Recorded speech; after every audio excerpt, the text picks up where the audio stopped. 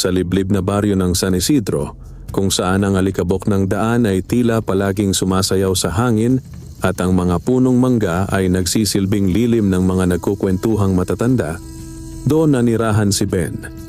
Isang payat, maitim sa araw, at tahimik na binata na ang tanging kayamanan ay ang kanyang iilang alagang tandang. Hindi marangya ang kanyang buhay. Ang kanilang kubo ay yari sa pinagtagpi-tagping kawayan at yero at tuwing malakas ang ulan, ang patak ng tubig ay parang maliliit na palakpak sa bubong na tila nagpapaalala sa kanya ng hirap ng kanilang kalagayan. Maaga siyang naulila sa ama at ang kanyang ina na may sakitin at madalas nakahiga. Kaya si Ben ang nagsilbing haligi ng kanilang tahanan, manggagawa sa bukid sa umaga at tagapag-alaga ng mga tandang sa hapon. Sa baryo nila, ang sabungan ang sentro ng ingay, tsismis at pag-asa ng maraming lalaking naghahangad ng mabilis na pera. Tuwing linggo, ang tahimik na baryo ay biglang nagiging parang piyesta. May sigawan, tawanan at palitan ng pustahan. Doon madalas magpunta si Ben. Hindi para magsugal ng malaki. Wala naman siyang pera, kundi para subukang ipasok ang kanyang mga tandang sa maliliit na laban. Umaasa siyang kahit kaunting panalo ay makabibili ng bigas at gamot para sa kanyang ina. Ngunit sa sabungan, hindi pantay ang laban. Mayayaman ang karamihan sa kalaban niya. Mga sabongerong may makikinis na sapatos, may mga tauhang tagahawak ng manok, at may mga tandang na tila pinalaki sa gatas at bitamina. Samantalang ang mga tandang ni Ben ay pinakain lamang ng palay, mais, at kung minsan ay tira-tirang kanin. Madalas, bago pa magsimula ang laban, minamaliit na siya. Yan na naman si Ben, sabi ng isang matabang sabongero habang tumatawa. Pangsabaw na lang yang manok mo. May iba pang nanunulak, naniniko. At kung minsan ay sinasadya pang ipwesto ang laban sa oras na pagod na ang kanyang tandang. Tahimik lamang si Ben. Hindi siya marunong sumagot ng masakit. Ang alam niya lamang ay hawakan ng kanyang manok nang maingat haplusin ang balahibo nito at bumulong. Laban lang tayo. Ngunit kadalasan, talo. Umuuwing luha ng kanyang bulsa at mabigat ang kanyang dibdib. Isang hapon, matapos ang isa na namang pagkatalo, bitbit niya ang kanyang sugatang tandang habang naglalakad pauwi.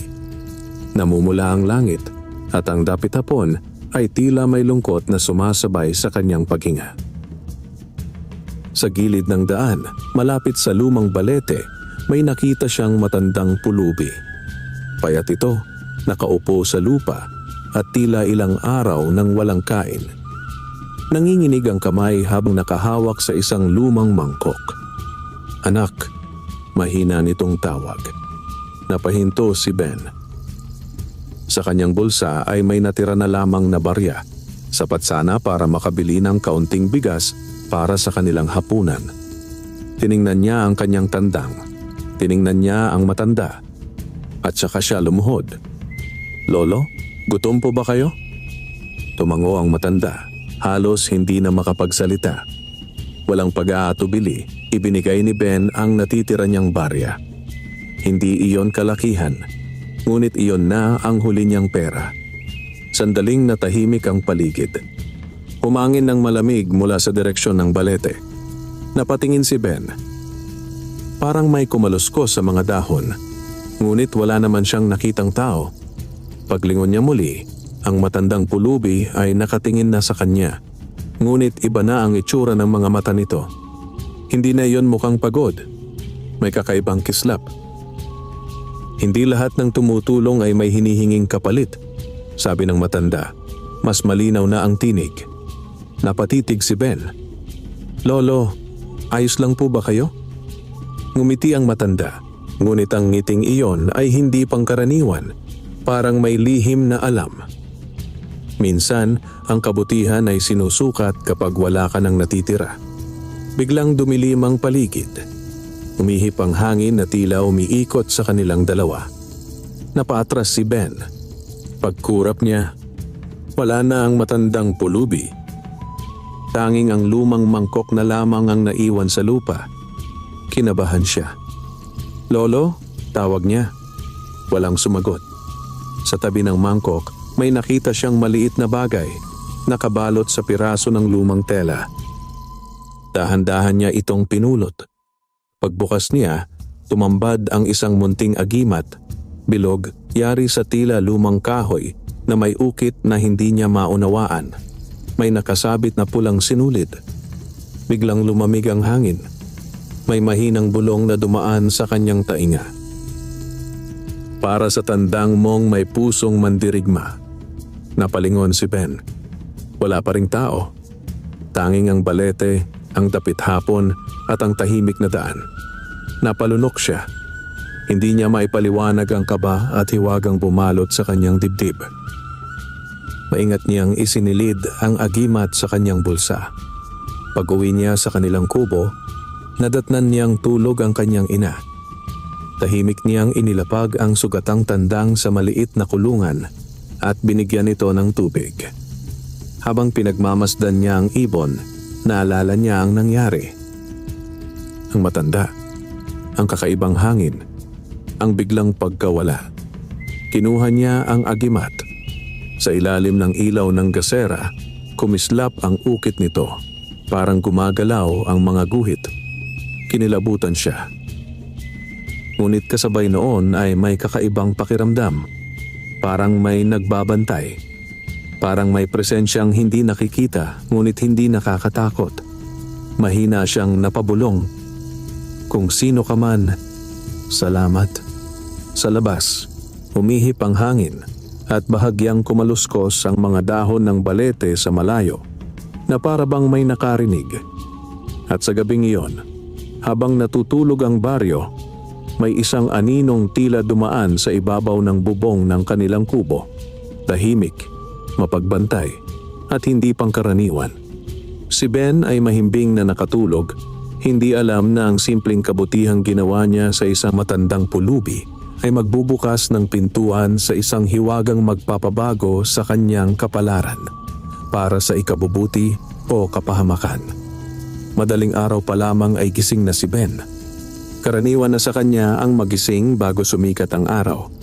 Bago pa mag-ingay ang mga manok sa kapitbahay at bago pa magsimulang umusok ang mga kalan sa mga kubo. Ngunit sa umagang iyon, may kakaibang pakiramdam sa hangin. Mas malamig, mas tahimik, parang may nakamasid. Lumabas siya ng kubo at tumiretso sa maliit na kulungan ng kanyang mga tandang. Ang lupa ay mamasa-masa pa sa hamog at ang paligid ay kulay abo pa mula sa natitirang dilim ng gabi. Isa-isa niyang sinilip ang kanyang mga alaga. Nandoon ang kanyang pinakapaborito, ang pulang tandang na matagal na niyang inaalagaan. Hindi ito ang pinakamalaki ni ang pinakamabagsik sa itsura, ngunit ito ang may pinakamatibay na loob sa tuwing inilalaban. Napansin ni Ben na masigla ito kaysa karaniwan. Ang mga mata ay tila mas malinaw ang tingin. Ang dibdib ay nakataas at ang pagtilaok ay mas malakas kaysa dati. "Anong meron sa'yo?" Mahinang tanong ni Ben habang hinahaplos ang balahibo nito. Bigla niyang naalala ang agimat. Dahan-dahan niyang kinuha ang munting bilog na anting mula sa bulsa ng kanyang lumang pantalon. Sa liwanag ng sumisikat na araw, mas malinaw ang ukit, mga simbolong parang dahon, pakpak at mga guhit na paikot. Hindi niya alam kung paano ito gamitin. Ngunit naalala niya ang bulong. "Para sa tandang mong may pusong mandirigma." Napatingin siya sa pulang tandang. May kakaibang kumpiyansa ang ibon. Parang may alam itong hindi niya alam. Huminga ng malalim si Ben. Maingat niyang isinabit ang agimat sa pakpak ng tandang gamit ang pulang sinulid. Sandaling tumahimik ang paligid. Parang huminto ang huni ng mga ibon. Umihip ang hangin, malamig ngunit banayad. At biglang napapikit si Ben.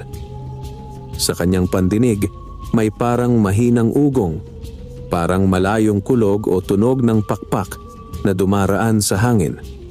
Pagdilat niya, normal na muli ang lahat. Ngunit ang tandang, iba na ang tindig.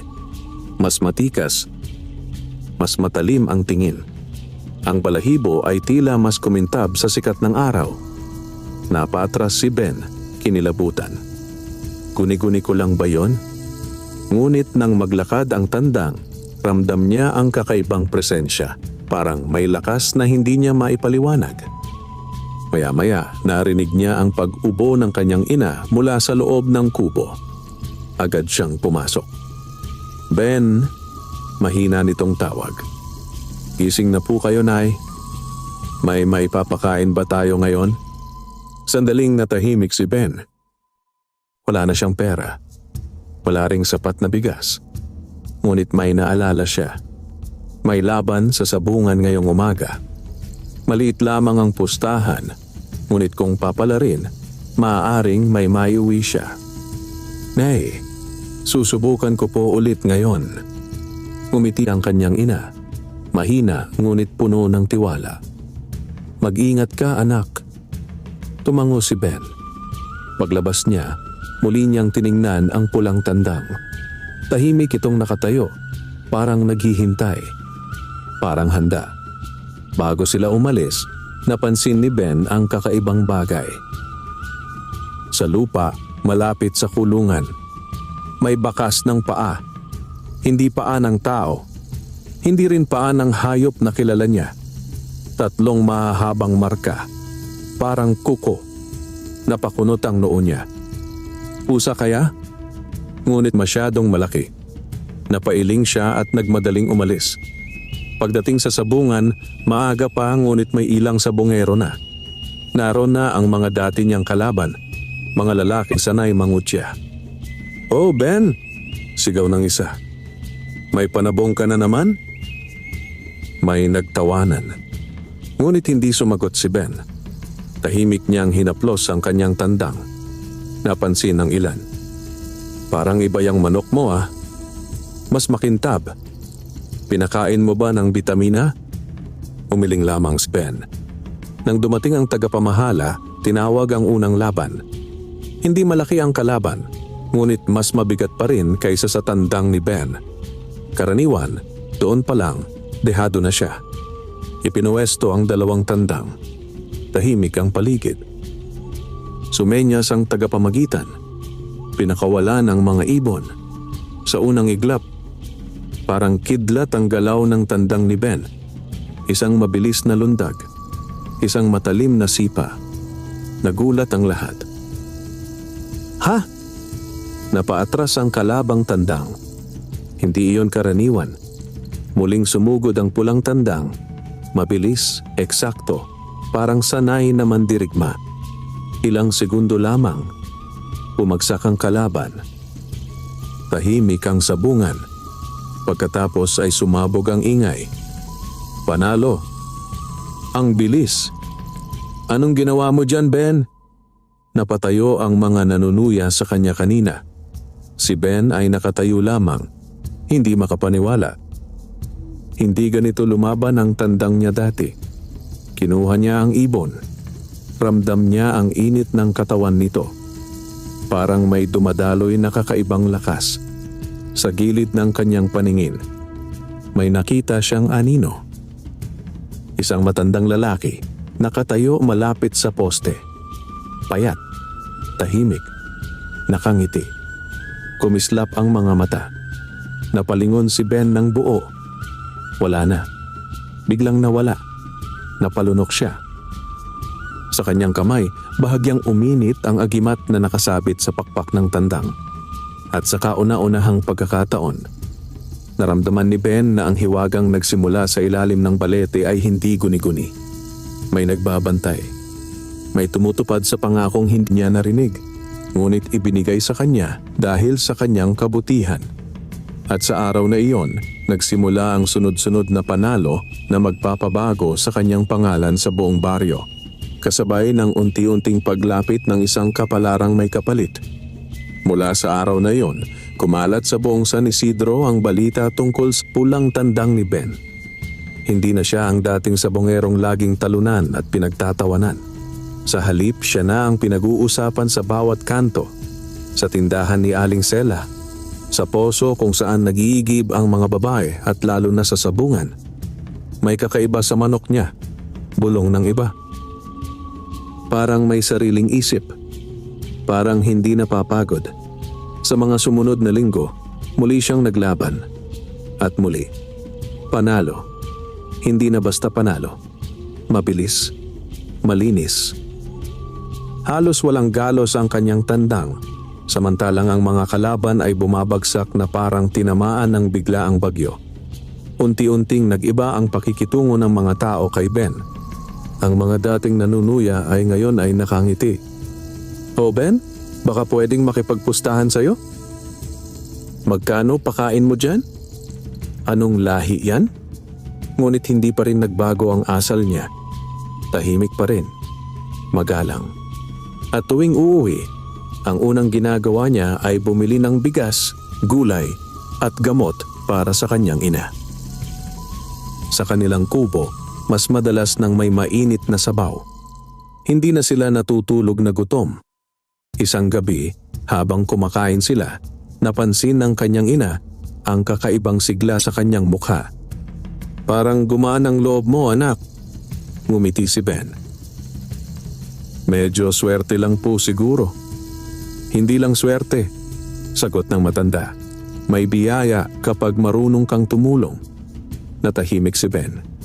Naalala niya ang matandang pulubi sa ilalim ng balete, ang malamig na hangin, ang agimat. Pagkatapos kumain, lumabas siya upang silipin ang kanyang mga tandang. Tahimik ang gabi. Maliwanag ang buwan. Ang pulang tandang ay gising pa, nakapwesto sa loob ng kulungan. Matikas ang tindig. Habang nakatingin si Ben, napansin niyang bahagyang kumikislap ang agimat sa pakpak nito. Hindi maliwanag, ngunit sapat para mapansin. Biglang umihip ang hangin. Sumayaw ang mga dahon ng balete sa malayo. At muli, may narinig siyang mahinang yabag. Dahan-dahan siyang lumingon. Sa likod ng puno ng bayabas, may aninong nakatayo. Matangkad, payat, nakaputing damit na tila lumulutang sa dilim. Nanlamig ang batok ni Ben. "Lolo?" Mahina niyang tawag. Ang anino ay bahagyang gumalaw. Lumapit sa liwanag ng buwan. Iyon ang matandang pulubi. Ngunit hindi na siya mukhang pulubi. Malinis ang anyo. Tuwid ang tindig. Ang mga mata ay kumikislap na parang may bituin sa loob. Hindi makapagsalita si Ben. Ngumiti ang matanda. "Hindi mo ako kinatakutan noon." Napayuko si Ben, halos hindi makahinga. "Kayo po ba ang..." "Tagabantay lamang," sagot ng matanda. Tahimik ang paligid. Parang pati mga kuliglig ay tumigil. "Tandaan mo," mahinahong sabi ng matanda. "Ang lakas na hawak mo ay hindi pa man lamang." Napatingin si Ben sa kanyang tandang. "Hindi po." Ang agimat ay sumusunod sa puso ng may-ari. Bahagyang uminit ang hangin. Kapag naging marumi ang hangarin, naglalaho ang biyaya. Napalunok si Ben. "Opo." Ngumiti ang matanda, ngunit may lungkot sa mga mata. "Maraming susubok sa'yo." Pagkatapos, dahan-dahan itong umatras. Ang katawan ay tila unti-unting nagiging usok. "Magpasalamat ka sa bawat panalo," huling sabi. At sa isang iglap, nawala. Naiwan si Ben na mag-isa sa ilalim ng buwan. Mabilis ang tibok ng kanyang puso. Hindi na iyon panaginip. Hindi na guni-guni. Totoo ang engkantong nagbabantay. Tumingin siya sa pulang tandang. Tahimik lamang ito, ngunit matalas ang titig, parang may nauunawaan. Lumapit si Ben at maingat na hinawakan ang agimat. Mainit, parang may tibok. Mahina siyang bumulong. Hindi ko kayo bibiguin. Sa malayo, umihip ang hangin mula sa direksyon ng balete. At sa gabing iyon, habang natutulog ang baryo, may mga matang hindi nakikita ang patuloy na nagbantay sa kubo ni Ben. Tinitiyak na ang biyayang ipinagkaloob ay mananatiling nasa tamang kamay. Ngunit sa kabilang dulo ng baryo, sa isang malaking bahay na yari sa sementong makintab at may mataas na bakod, may isang lalaking nakarinig ng balita tungkol sa sunod-sunod na panalo ng isang mahirap na sabungero. At hindi siya natuwa. Sa kanyang mesa, may hawak siyang baso ng alak. Mabigat ang kanyang tinig. Walang manok na ganyan kalakas, nang walang sikreto. At sa kanyang tabi, nakaupo ang isang lalaking payat, nakaitim at tahimik. Ang mga mata ay malamig at mapanuri.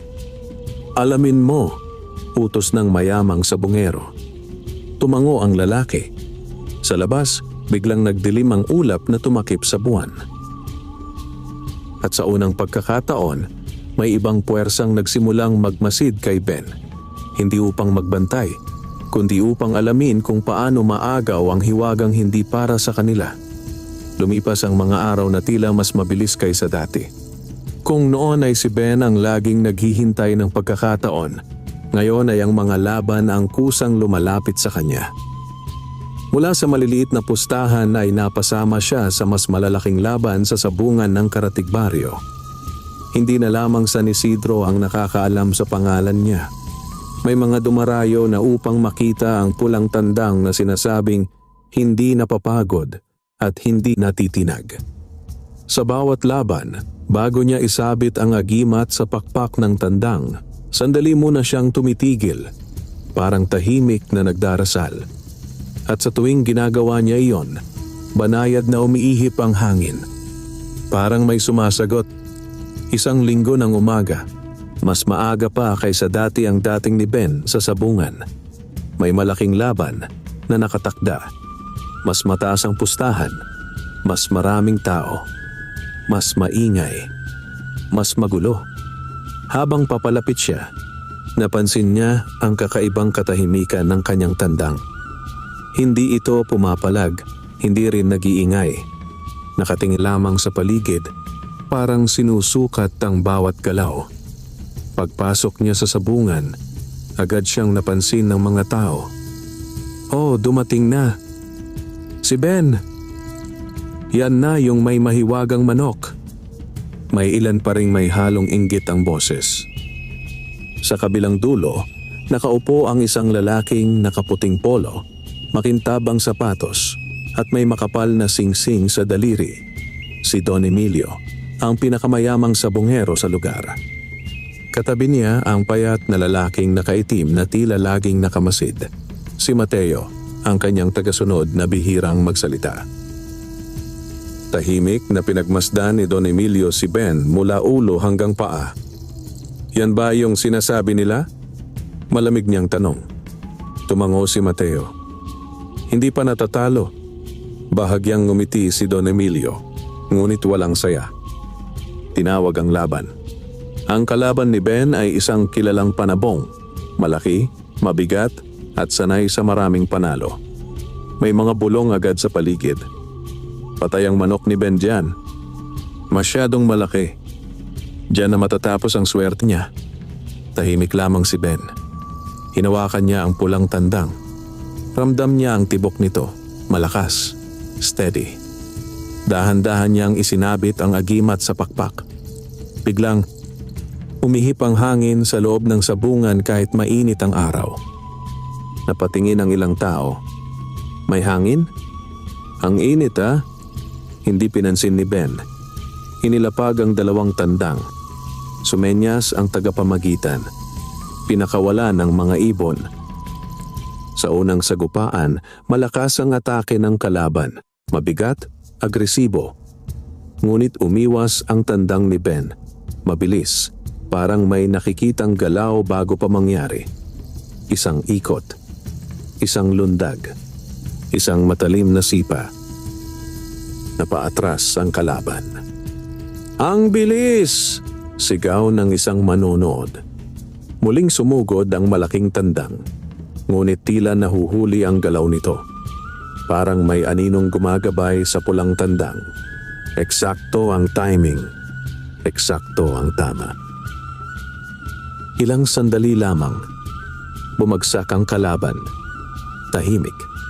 Pagkatapos ay sumabog ang sabungan sa sigawan. Panalo. Grabe. Hindi normal yon. Napahigpit ang hawak ni Ben sa kanyang tandang. Sa gilid ng kanyang paningin, may nakita siyang pamilyar na anyo. Ang matandang engkanto, nakatayo sa likod ng mga tao, tahimik, nakangiti, at saka bahagyang tumango. Napalunok si Ben sa isang iglap na wala ang anyo. Sa kabilang dulo, hindi pumalakpak si Don Emilio. Nakatitig lamang siya, matigas ang muka. Imposible, mahina niyang sabi. Lumapit si Mateo. Gusto niyo po bang ipasilip ang manok? Umiling si Don Emilio. Hindi manok ang sekreto niya. Tumingin siya kay Ben na tinatanggap ang kaunting premyo. May ibang nagbibigay ng lakas. Bahagyang nagdilim ang kanyang tingin. Alamin mo kung ano. Tumango si Mateo. Mabagal, ngunit tiyak. Pag-uwi ni Ben, masaya ang kanyang ina. May bagong bigas. May isda. May gamot. Ngunit sa kabila ng tuwa, may kakaibang pakiramdam si Ben. Parang may matang nakasunod sa kanya mula pa sa bungan hanggang bahay. Habang inilalagay niya ang pulang tandang sa kulungan, napansin niyang tahimik ang paligid. Walang kuliglig, walang aso, walang hangin. Biglang, may mahinang kaluskos sa likod ng kanilang kubo. Napalingon siya. May tao ba? Walang sumagot. Lumapit siya ng dahan-dahan. Sa likod ng punong saging, may bakas ng paa sa lupa. Hindi tulad ng nakita niya noon. Ito ay paa ng tao. Malalim.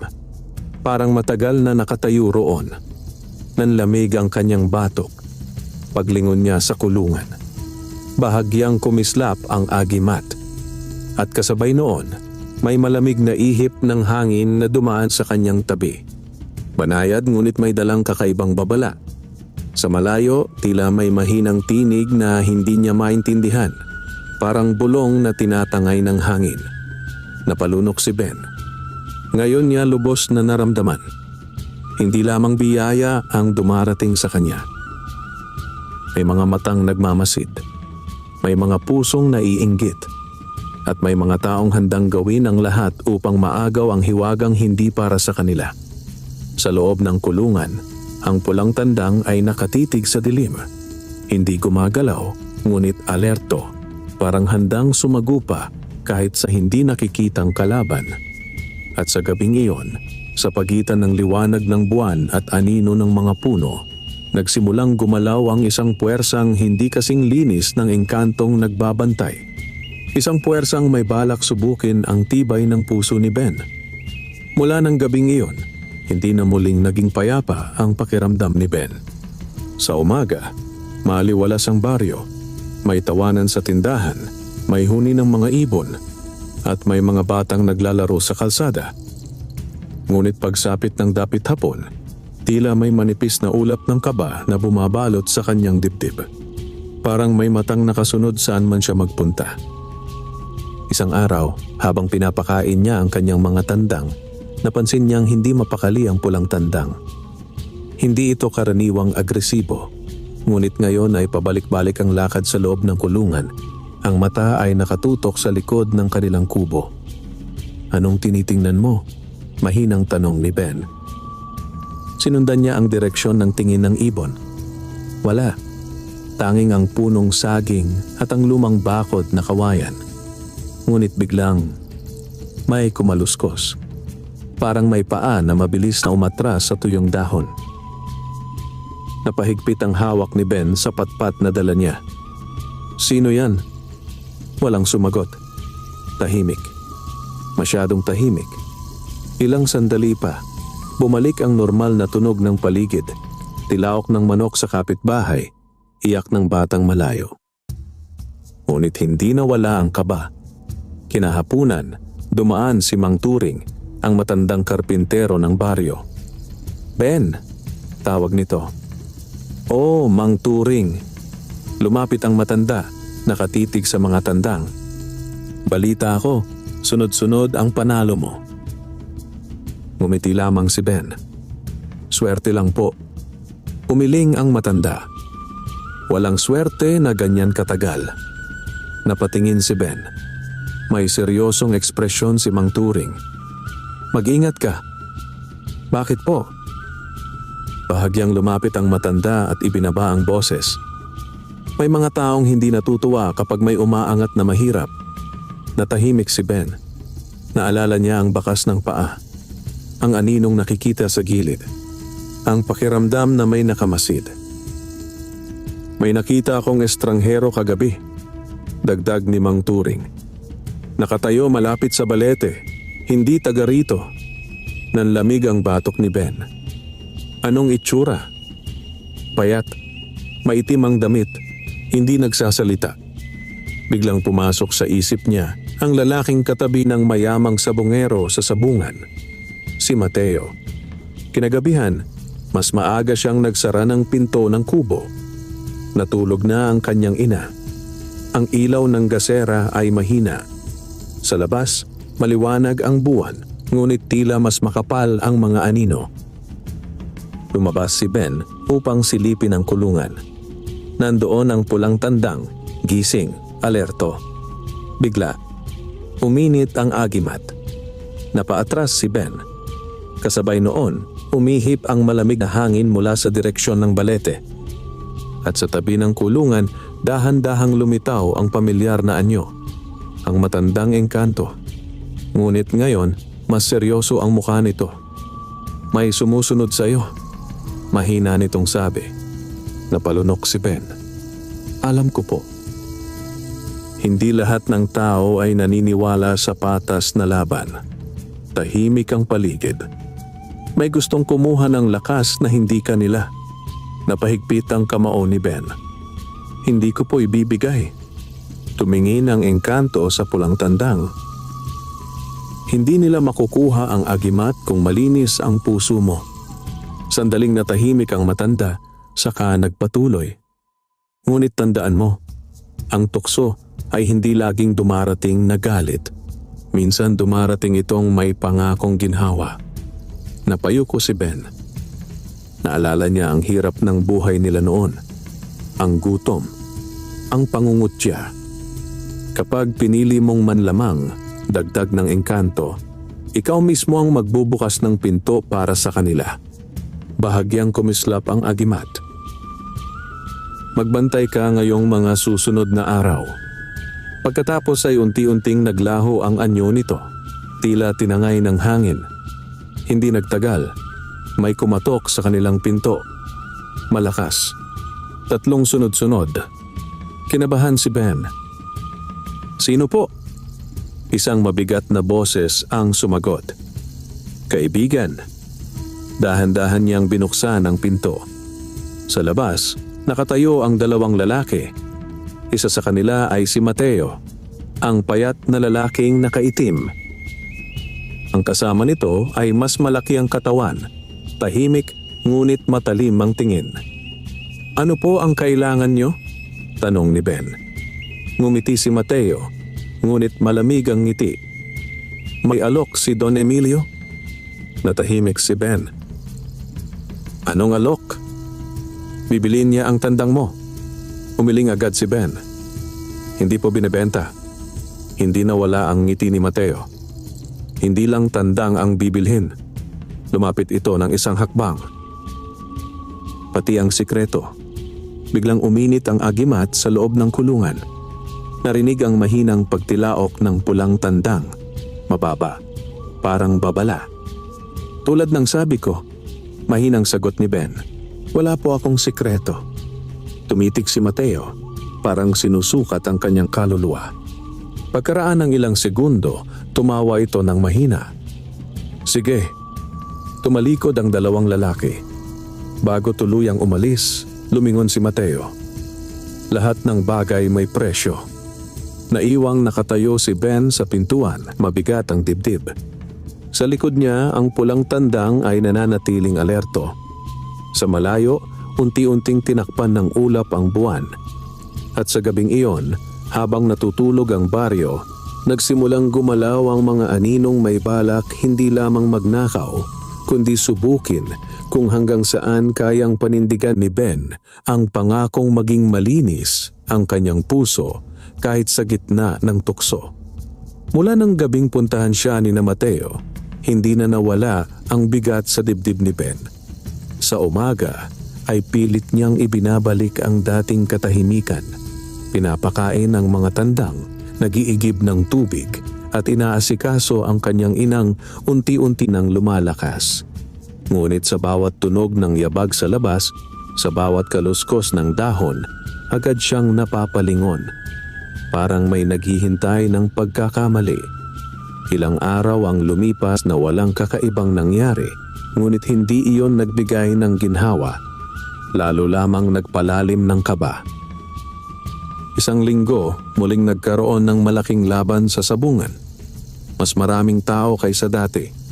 Mas mataas ang pustahan. At mas maraming matang nakatutok kay Ben.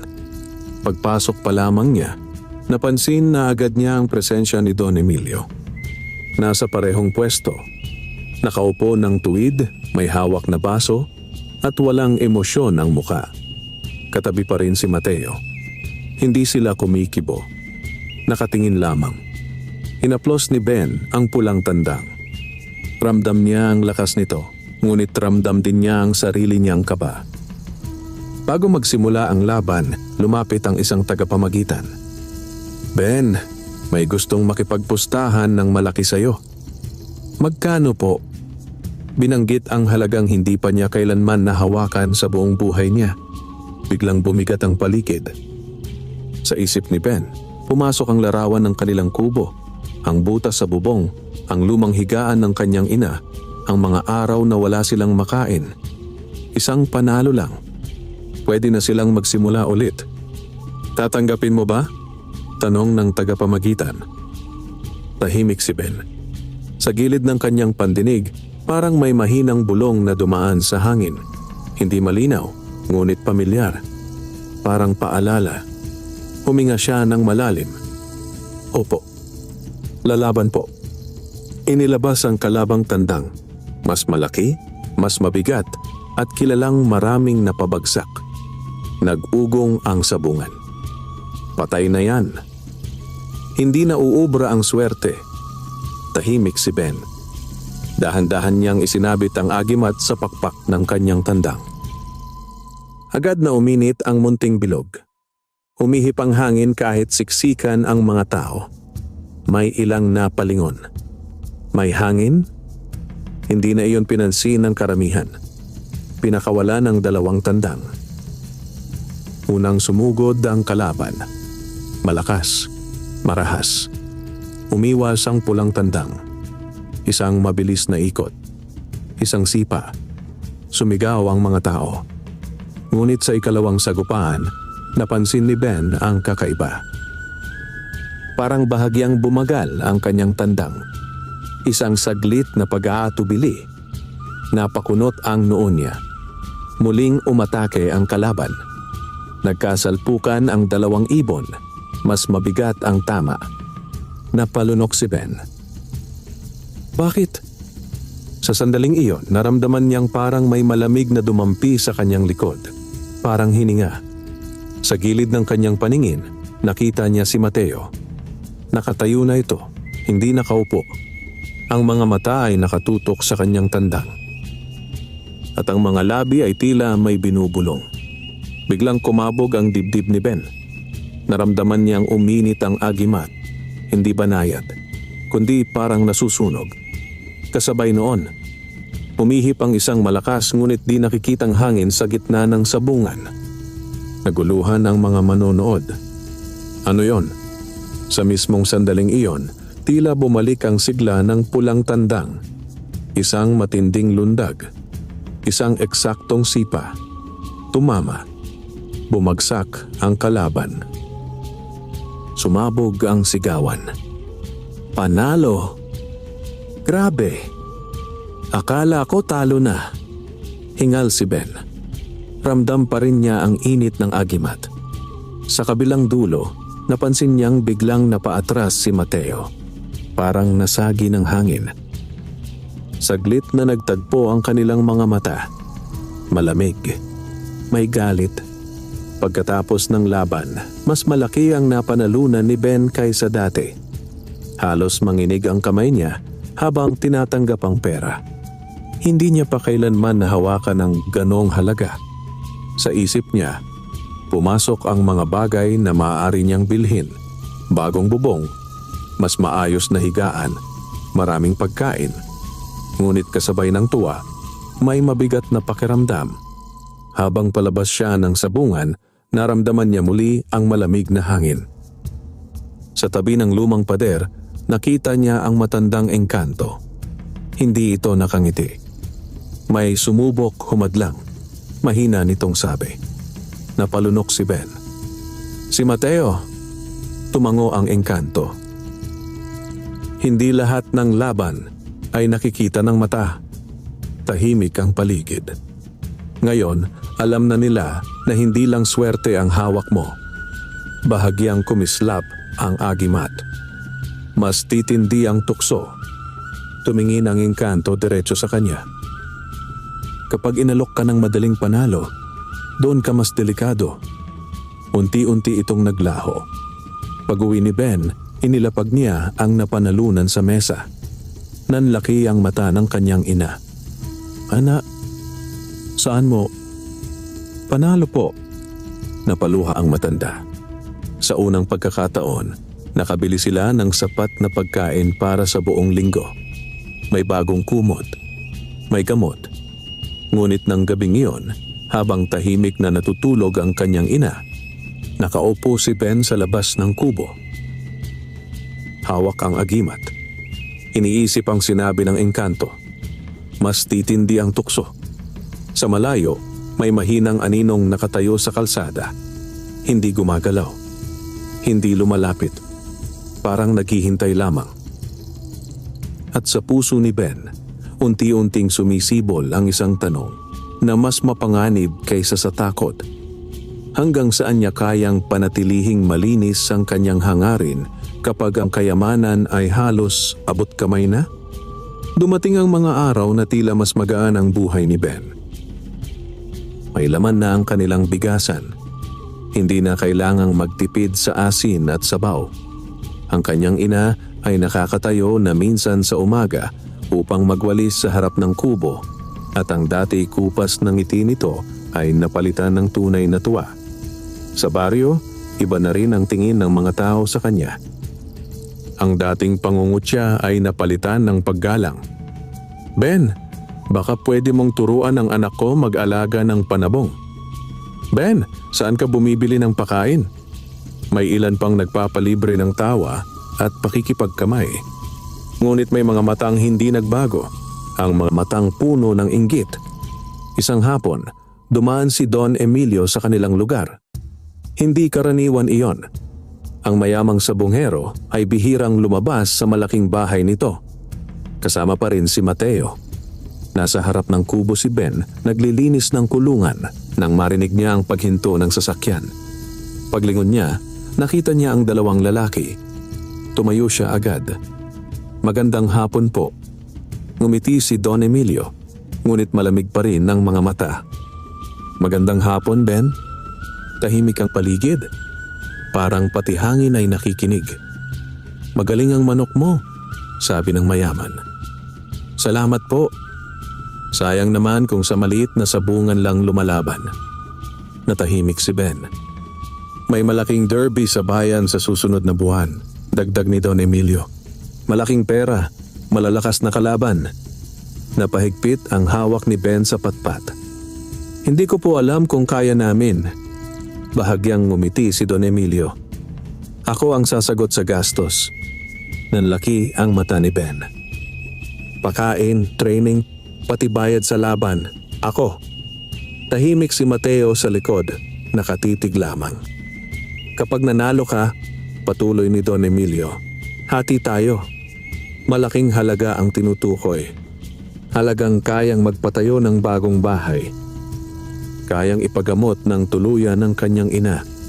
Kayang baguhin ang buong buhay nila. Tumahimik ang paligid. Sa loob ng kulungan, ang pulang tandang ay biglang kumaluskos. Mababa ang tilaok. Parang babala. Hindi yun napansin ni Don Emilio. Ngunit narinig ni Ben. Isipin mo, mahinahong sabi ng mayaman. Hindi ka na maghihirap. Sandaling pumikit si Ben. Sa isip niya, sunod-sunod ang larawan. Ang tag-ulan na tumutulo ang bubong, ang gabing walang hapunan, ang pangungutya ng ibang sabongero. Isang oo lang. Magbabago ang lahat. Ngunit kasabay ng tukso, naalala niya ang malamig na gabi sa ilalim ng balete. Ang matandang pulubi.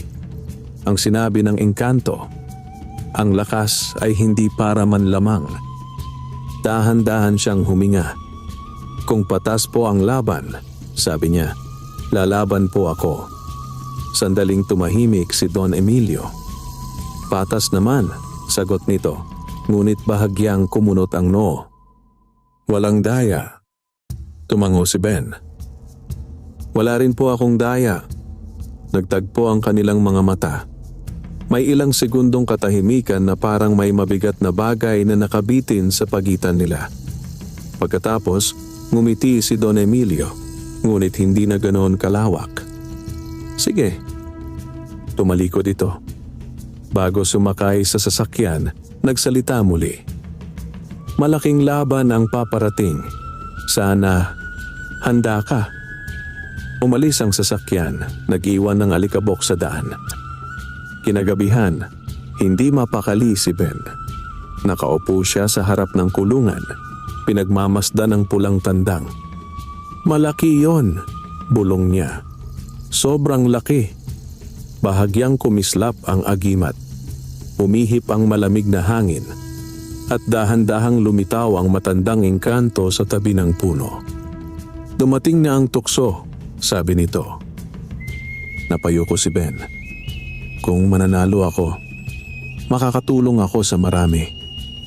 Totoo. Pero bakit parang mali pa rin sa pakiramdam ko? Tahimik ang engkanto. Pagkaraan ng ilang sandali, nagsalita ito. Hindi masama ang umangat. Tumingin ito sa kanya. Ang masama ay kapag hinayaan mong ang pagnanais na yumaman ang magdikta ng paraan. Napalunok si Ben. Paano ko malalaman kung tama pa? Bahagyang ngumiti ang matanda. Kapag kailangan mo nang itago ang ginagawa mo, doon nagsisimula ang pagkadumi. Tahimik ang gabi. Malinaw ang buwan. Darating ang araw, dagdag ng engkanto, na may mag-aalok sa iyo ng siguradong panalo. Biglang uminit ang agimat. At doon ka susubukin. Unti-unting naglaho ang anyo nito. Naiwan si Ben sa ilalim ng liwanag ng buwan. Sa kanyang dibdib, magkahalong pag-asa at kaba. Sa malayo, sa malaking bahay ni Don Emilio, nakaupo ang mayamang sabongero habang kausap si Mateo. Hindi siya kumagat. Malamig na sabi ni Don Emilio. Hindi pa, sagot ni Mateo. Siguraduhin mong kakagat. Pumikit sandali ang payat na lalaki. May paraan. Sa labas, unti-unting tinakpan ng ulap ang buwan. At habang papalapit ang malaking laban, unti-unting humihigpit ang bitag na hindi nakikita. Isang bitag na hindi lakas ng tandang ang susubok, kundi ang tibay ng konsensya ni Ben. Habang papalapit ang araw ng malaking derby sa bayan, lalong dumami ang bumibisita sa kubo ni Ben. May mga sabonggerong gustong sumilip sa kanyang panabong. May mga taong kunwari bumabati, ngunit halatang nagmamatsyag lamang. May ilan pang nag-aalok ng pakain at bitamina, libre raw, basta't payagan lang silang hawakan ng tandang. Lahat ay tinatanggihan ni Ben.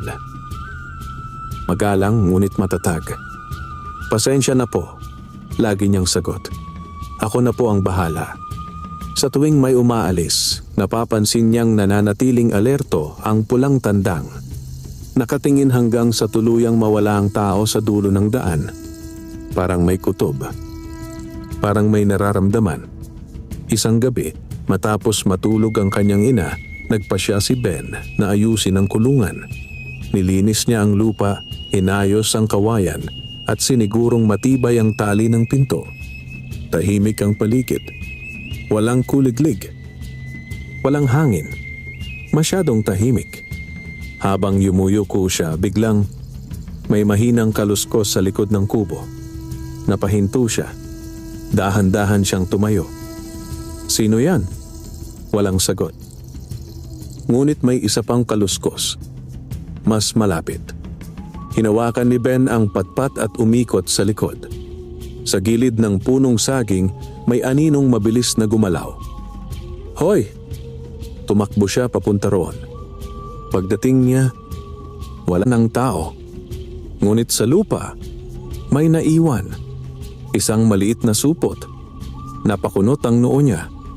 Pinulot niya ito. Pagbukas, may laman na pulang pulbos. Kasabay noon, biglang nagwala ang pulang tandang sa kulungan. Malakas ang pakpak, galit ang tilaok. Agad na uminit ang agimat. Napatras si Ben.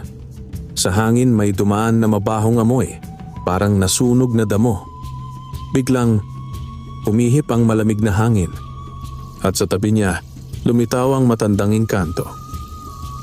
Matigas ang mukha nito. Itapon mo. Hindi na nagtanong si Ben. Agad niyang ibinuhos sa lupa ang pulbos at tinabunan ng putik. Sa sandaling natakpan nito, nawala ang mabahong amoy. Unti-unting kumalma ang tandang. Nakahinga si Ben ng malalim. Ano po yon? Pampahina, sagot ng engkanto. Kapag naihalo sa pakain, mawawala ang sigla ng panabong. Nanlamig ang batok ni Ben. Sino ang hindi na kailangang pangalanan? Tahimik ang gabi. Hindi nila makuha ang agimat, dagdag ng matanda. Kaya sinusubukan nilang pabagsakin ang tandang. Napayuko si Ben, ramdam ang bigat ng sitwasyon. Hindi patas. Hindi talaga patas ang mundo, mahinahong sagot ng engkanto. Pero ikaw, kaya mong manatiling patas. Tumingin ito sa kanya ng diretso. Mas lalala pa ang mga susunod na araw. Bahagyang kumislap ang agimat. Magbabantay ako, sabi ng engkanto. Ngunit ang desisyon lagi ay sayo. Unti-unti itong naglaho. Kinabukasan, kumalat ang balita na may ilang sabungerong natalo sa ensayo dahil biglang nanghina ang kanilang mga tandang. May bulong-bulungan sa sabungan. May nanggagantyo. May gumagamit ng kulam. Tahimik lamang si Ben. Mas lalo niyang binantayan ang pakain, ang tubig at ang kulungan. Hindi na niya iniiwan mag-isa ang pulang tandang. Ilang araw bago ang derby, muling dumating si Mateo. Mag-isa. Nakatayo sa labas ng bakod. Hindi agad nagsalita. Lumapit si Ben. Ano po ang kailangan niyo? Ngumiti si Mateo. Ngunit pagod ang ngiti. Sayang ka, Ben. Hindi sumagot si Ben. Isang pirma lang. Patuloy nito. Siguradong panalo ka sa derby. Nanikip ang dibdib ni Ben. Anong klaseng panalo? Bahagyang yumuko si Mateo at bumulong. May paraan para manghina ang kalaban. Biglang uminit ang agimat sa loob ng kulungan. Narinig ang mababang tilaok ng pulang tandang. Hindi ko kailangan yan, mariing sagot ni Ben. Tumingin si Mateo, diretso, malamig. Hindi mo ba gustong masigurado ang pera? Naalala ni Ben ang supot ng pulang pulbos. Ang mabahong amoy, ang galit na pagtilaok ng kanyang tandang. Umiling siya. Kung mananalo ako, gusto kong patas. Tahimik ang paligid. Ilang segundo ang lumipas. Pagkatapos, tumawa si Mateo. Mahina ngunit walang saya. Matigas ka. Tumalikod ito. Bago tuluyang umalis, nagsalita muli. Kapag nagbago ang isip mo, huli na. Naiwang mag-isa si Ben sa bakuran. Sa kanyang dibdib, may halo ng takot at ginhawa. Kinagabihan, maliwanag ang buwan. Nakaupo si Ben sa tabi ng kulungan. Tahimik ang pulang tandang, ngunit gising, alerto. Hinawakan niya ang agimat. Mainit. May banayad na tibok. Patas lang, bulong niya. Hanggang dulo. Sa malayo, umihip ang hangin mula sa balete. Malamig ngunit payapa. At sa gabing iyon, sa pagitan ng liwanag at anino, malinaw na nahati ang landas na nasa harap ni Ben. Ang daang may siguradong yaman kapalit ng pandaraya at ang daang mahirap ngunit malinis. Pinili na niya ang direksyon. Ngunit hindi pa tapos ang pagsubok. Dahil sa nalalapit na derby, may mga taong handang gumawa ng mas mabigat na hakbang. Hindi na para manghina lamang ang tandang, kundi para tuluyang mawala ang lakas na pinagmumulan ng kanyang sunod-sunod na panalo. Dumating ang araw ng malaking derby sa bayan. Maaga pa lamang ay maingay na ang paligid ng sabungan. May mga truck na dumating, may mga sabongerong may dalang mamahaling kulungan, at may mga taong tila piyesta ang suot. Ang alikabok sa lupa ay humahalo sa amoy ng pagkain, pawis at pananabik. Sa gitna ng ingay, tahimik si Ben. Mahigpit ang hawak niya sa kulungan ng pulang tandang. Ramdam niya ang lakas nito, steady, mainit, parang may sariling tibok na sumasabay sa kanya. Sa isip niya, paulit-ulit ang paalala. Patas lang, hanggang dulo. Pagpasok niya sa sabungan, agad siyang napansin. Yan na yung sinasabi nila. Si Ben! Yung may hindi natatalong tandang. May halong paghanga at pagdududa ang mga boses. Sa VIP na bahagi, naroon si Don Emilio, nakaupo ng tuwid, walang emosyon. Katabi niya si Mateo, mas payat ang itsura, ngunit mas malamig ang titig. Nagtagpo sandali ang mga mata ni na Ben at Mateo. Walang ngiti, walang bati. Bago magsimula ang unang laban, pumunta si Ben sa isang tahimik na sulok sa likod ng sabungan. Inilabas niya ang pulang tandang. Hinaplos ang balahibo. Isa na lang, bulong niya. Dahan-dahan niyang isinabit ang agimat sa pakpak. Agad itong uminit. Umihip ang hangin kahit nakapaloob ang lugar. Sa gilid ng kanyang paningin, lumitaw ang matandang engkanto. Mas malinaw kaysa dati. Maraming mata ang nakatingin ngayon, sabi nito. Napalunok si Ben. Handa na po ako. Hindi ang kalaban mo ang pinakamapanganib. Tahimik ang paligid, kundi ang pagkakataong manalo sa maling paraan. Tumango si Ben. Hindi po ako mandadaya. Bahagyang ngumiti ang engkanto. May halong pag-aalala. Kung manatiling malinis ang puso mo, hindi ka pababayaan. Unti-unti itong naglaho. Tinawag ang laban. Malakas ang kalaban. Isang kilalang panabong na ilang derby na ang napanalunan. Umugong ang sabungan. Pinakawalan na ang mga tandang. Unang sagupaan, mabilis. Ikalawa, mas marahas. Ngunit tulad ng dati, eksakto ang galaw ng pulang tandang. Umiwas, sumipa, umatras, sumugod muli. Ilang sandali, bumagsak ang kalaban. Sigawan, palakpakan. Unang panalo. Sumunod na laban. Mas mabigat. Mas agresibo ang kalaban. Sa gitna ng sagupaan, napansin ni Ben ang kakaibang pangyayari. Parang biglang bumigat ang pakpak ng kanyang tandang. Isang iglap ng pagbagal. Napakunot ang noo niya. Sa kabilang dulo, nakita niyang bahagyang nakayuko si Mateo. Tila may binubulong. Biglang uminit ang agimat, parang apoy. Kasabay noon, umihip ang malamig na hangin sa mismong gitna ng sabungan. Nagulat ang mga tao. May hangin na naman. Sa sandaling iyon, bumalik ang bilis ng pulang tandang. Isang malinis na tama. Bumagsak ang kalaban. Ikalawang panalo. Napahinga ng malalim si Ben. Dumating ang huling laban. Pinakamalaking pustahan. Pinakamalaking kalaban. Ang personal na panabong ni Don Emilio. Malaki. Mabigat. Kilalang mabagsik. Tahimik ang buong sabungan. Halos marinig ang paghinga ng mga tao. Lumapit si Don Emilio kay Ben.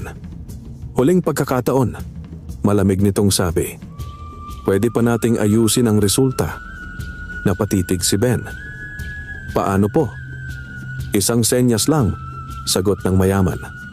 Talo ka, pero may kapalit na mas malaking pera.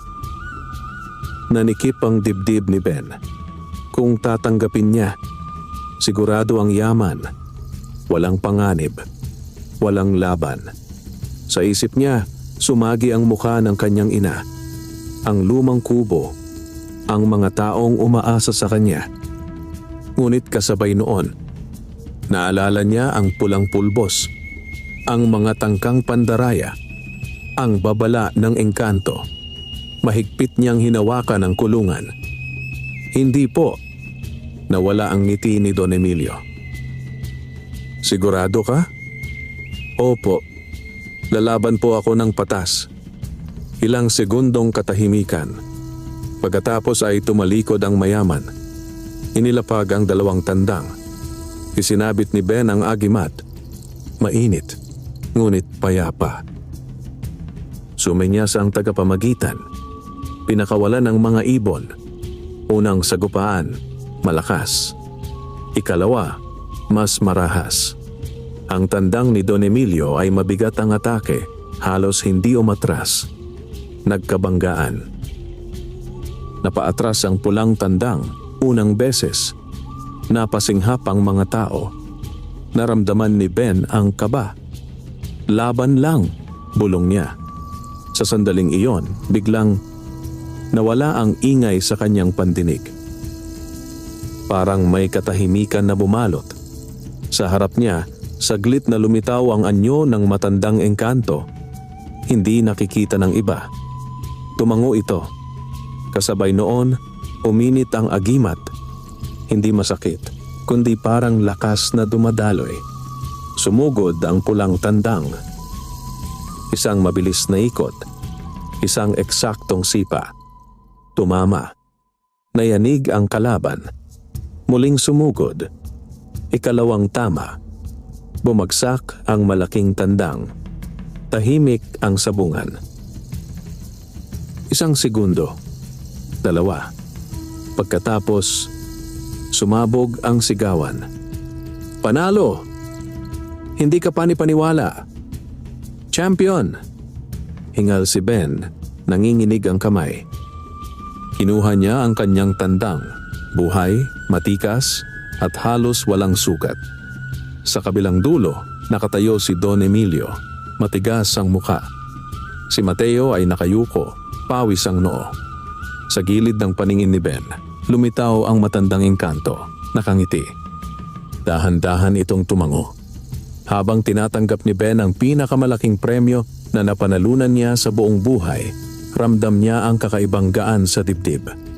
Hindi lamang dahil sa pera, kundi dahil nanalo siya ng walang daya. At sa sandaling iyon, tila mas luminaw ang liwanag ng araw sa ibabaw ng sabungan. Parang may basbas na hindi nakikita ng karamihan. Ngunit sa likod ng palakpakan, may mga pusong hindi matanggap ang pagkatalo. At may isang lalaking tahimik na umalis, dala ang galit na hindi pa tapos. Isang galit na maaaring magdala ng huling pagsubok bago tuluyang magwakas ang hiwagang nagsimula sa ilalim ng balete. Pagkatapos ng huling laban, matagal bago humupa ang ingay sa sabungan. Ang pangalan ni Ben ay paulit-ulit na binabanggit. May mga gustong makipagkamay, may mga nag-aalok ng bagong laban, at may ilan pang pilit na sinisilip ang kanyang pulang tandang na tila ba may lihim na nais matuklasan. Ngunit sa gitna ng sigawan at papuri, tahimik ang loob ni Ben. Hindi siya sumasabay sa yabang. Hindi siya tumatawa ng malakas. Ang iniisip lamang niya ay makauwi. Makauwi ng buo. Makauwi ng malinis ang konsensya. Paglabas niya ng sabungan, dala ang premyong hindi pa niya kailanman napanalunan. Napansin niyang unti-unting dumidilim ang langit kahit hindi pa dapit hapon. Makapal ang ulap. Mainit ang hangin. Parang may paparating na bagyo. Sa gilid ng daan, may aninong nakatayo. Si Mateo. Mag-isa. Nakatitig. Huminto si Ben. Ano pa po ang kailangan niyo? Mahinahon niyang tanong. Mabagal na lumapit si Mateo. Pagod ang itsura, ngunit may galit sa mga mata. Tinanggihan mo ang madaling daan, sabi nito. Opo. Alam mo bang pwede ka nang maging pinakamayamang sabungero sa lugar? Tahimik si Ben. Hindi ko po kailangan ng perang galing sa daya. Nanikip ang panga ni Mateo. Hindi ka praktikal. Mas gusto ko pong makatulog ng payapa. Ilang sandaling nagtagpo ang kanilang mga mata. Pagkatapos ay napabuntong hininga si Mateo. Mahaba, mabigat. Hindi lahat kayang gawin yan. Tumalikod ito. Sa unang pagkakataon, hindi galit ang iniwan nito, kundi pagod. At unti-unti itong naglaho sa gitna ng mga tao. Pag-uwi ni Ben sa baryo, sinalubong siya ng mga kapitbahay. May nagpalakpak, may nagdala ng ulam, may mga batang sumisigaw. Champion! Ngunit dumiretso siya sa kanilang kubo. Sa loob, nakaupo ang kanyang ina. Nang makita ang dala niyang pera, napaluha ito. Anak! Lumuhod si Ben sa tabi niya. Tapos na po ang laban. Hinawakan ng matanda ang kanyang kamay. Malinis ba? Tumango si Ben. Opo. Ngumiti ang kanyang ina. Payapa. Kinagabihan, matapos ang simpleng hapunan, lumabas si Ben upang silipin ang kanyang mga tandang. Tahimik ang gabi. Malinaw ang buwan. Ang pulang tandang ay nakapwesto sa kulungan. Kalma. Ngunit matikas pa rin. Dahan-dahan niyang hinawakan ang agimat. Sa unang pagkakataon, hindi ito mainit. Hindi rin malamig. Tahimik. Parang tapos na ang tungkulin. Umihip ang banayad na hangin mula sa direksyon ng balete. At sa tabi ng kulungan, muling lumitaw ang matandang engkanto. Ngunit ngayon, mas maliwanag ang anyo. Parang hinahaplos ng liwanag ng buwan. Natapos mo, sabi nito. Napalunok si Ben. Kayo po ang tumulong. Umiling ang engkanto. Ang agimat ay gabay lamang. Tahimik ang paligid. Ang tunay na lakas ay galing sa pagpili mong manatiling malinis kahit may tukso. Bahagyang kumislap ang munting bilog. Unti-unting natanggal ang pulang sinulid sa pakpak ng tandang at nahulog sa palad ni Ben. Nagulat siya. Bakit po? Hindi mo na kailangan. Nanikip ang dibdib ni Ben. Wala na po ba kayo? Ngumiti ang engkanto. Mabait. Payapa. Ang mga tagabantay ay hindi laging nakikita. Humangin ng malamig. Habang nananatiling malinis ang puso mo, hindi mawawala ang biyaya kahit wala ang agimat. Unti-unti itong naglaho, parang usok na tinangay ng hangin. Naiwan si Ben sa ilalim ng buwan. Tahimik. Ngunit magaan ang pakiramdam. Lumipas ang mga buwan. Hindi na madalas lumaban si Ben. Sa halip, nag-alaga siya ng mas maraming tandang. Nagturo sa mga batang sabunghero kung paano mag-alaga ng tama at tumulong sa mga kapitbahay na kapos sa pagkain. Unti-unting naayos ang kanilang kubo. Nagkaroon ng matibay na bubong, maayos na higaan, at sapat na pagkain araw-araw. Ang pulang tandang ay tumanda, ngunit nanatiling matikas. Hindi na ito inilalaban. Ginawa niya itong ama ng mga bagong sisiw. Isang paalala ng panahong minsang binantayan sila ng hiwaga. Isang gabi, habang nakaupo si Ben sa harap ng kanilang bahay, umihip ang pamilyar na malamig na hangin mula sa balete. Sandali siyang napangiti. Hindi na niya nakita ang engkanto. Ngunit ramdam niya ang presensya, banayad, mapayapa. At sa kanyang dibdib, malinaw ang aral na kailanman ay hindi nawala. Ang hiwaga ay kakampi lamang ng taong may malinis na puso. At ang tunay na panalo ay hindi nasusukat sa dami ng perang napanalunan, kundi sa kakayahang manatiling tapat kahit walang nakatingin. Wakas.